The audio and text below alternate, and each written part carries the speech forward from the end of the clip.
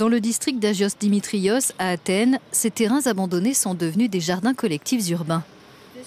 Myria Androutsou est maire de ce district. Comme ailleurs en Grèce, ses administrés ont été durement frappés par la crise de l'euro et par les mesures d'austérité. Ici, le taux de chômage atteint 30%. La plupart des personnes qui cultivent ces jardins sont sans emploi. Certains donnent une partie de leur production à la banque alimentaire locale.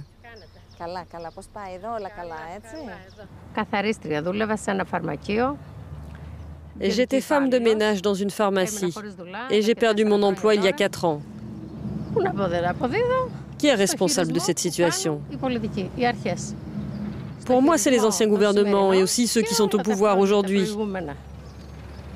Ils se rendent bien compte que c'est de pire en pire et ils continuent de nous envoyer droit dans le mur.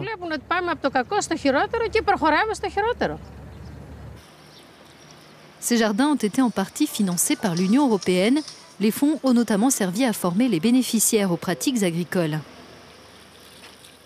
On a reçu le soutien de l'Union pour mettre en place ces jardins. Ce qui fait que beaucoup de gens ont changé d'avis sur l'appartenance de la Grèce à l'Union.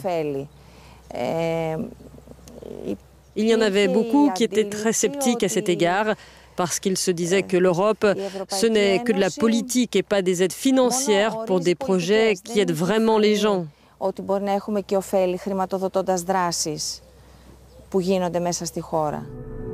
Subventionner des projets, c'est l'un des objectifs principaux de l'Union depuis son origine. La Grèce, par exemple, a reçu des milliards d'euros depuis son adhésion en 1981 et aujourd'hui, elle touche un montant 6 fois supérieur à sa contribution.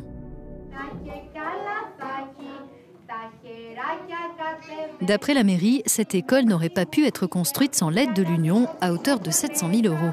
Autre exemple local de ce que gagnent les Grecs à faire partie de l'UE.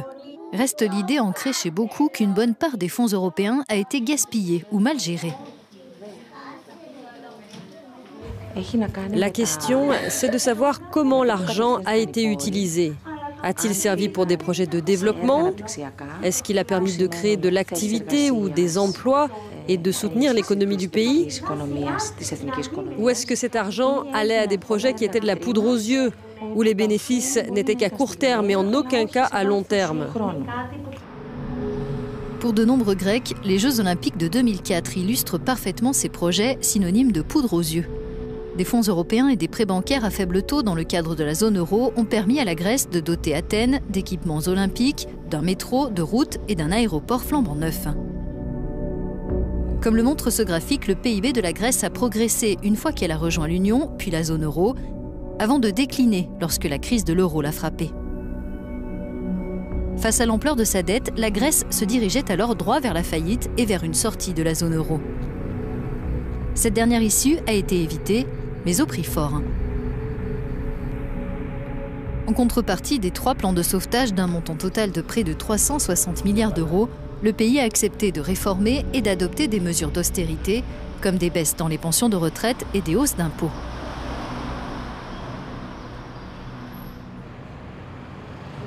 Rien que dans cette rue, plus de 70 magasins et entreprises ont fermé leurs portes. Fini le temps des nouveaux investissements et des prêts bon marché du fait de l'adhésion à la zone euro. Que s'est-il passé? Qu'est-ce qui n'a pas fonctionné? Et à qui la faute? Les créanciers européens et le FMI ont débloqué quantité de lignes de crédit que le pays, malgré ses efforts, devrait avoir du mal à rembourser sans un allègement de sa dette. C'est ce qu'estiment la plupart des Grecs et des Européens. Pour Georges Papakonstantinou, ancien ministre grec des Finances, la Grèce, mais aussi l'Europe, sont responsables de la crise de l'euro. Il assure que la monnaie unique n'est pas encore morte et enterrée. L'ironie de la situation et le problème que nous avons aujourd'hui, c'est que la situation économique nous oblige à aller vers une plus grande intégration et à compléter cette construction que nous avons entamée il y a 10 ans. Or, les politiques vont dans la direction totalement opposée. Elles sont beaucoup plus nationalistes et repliées sur leur propre pays. La vraie question, c'est de savoir comment mettre en cohérence ces deux aspects, comment convaincre les citoyens que la seule manière pour la zone euro d'assurer assurer sa survie, c'est une plus grande intégration. C'est ce qui va se jouer en 2017 lors de la série d'élections prévues en Europe. Ces décisions concerneront certainement aussi la crise des réfugiés qui a alimenté le populisme à travers l'Europe et l'euroscepticisme dans certains pays européens. La Grèce, tout comme l'Italie, est l'un des principaux pays d'entrée dans l'Union. L'an dernier, 46% des demandeurs d'asile en Europe seraient arrivés via le territoire grec. Et comme plusieurs États membres ont fermé leurs frontières, les migrants bloqués en Grèce sont toujours plus nombreux. Dans ce centre d'Athènes, ces réfugiés sont dans l'attente d'une relocalisation dans un autre pays de l'Union. Depuis septembre 2015, plus de 800 millions d'euros de fonds européens ont été versés à la Grèce pour l'aider à gérer cette crise. Mais pour les ONG, ce n'est pas qu'une question d'argent. Je pense que Bruxelles et certains États membres ont montré leur solidarité envers la Grèce dans la crise des réfugiés. Mais je crois qu'à l'avenir, il faut aller vers un plus grand partage de la responsabilité.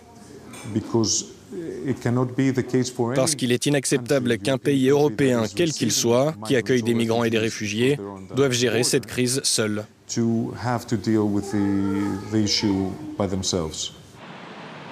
Dans le sillage de la crise de l'euro, puis des réfugiés, les Grecs sont devenus les champions de l'euroscepticisme devant la France et le Royaume-Uni.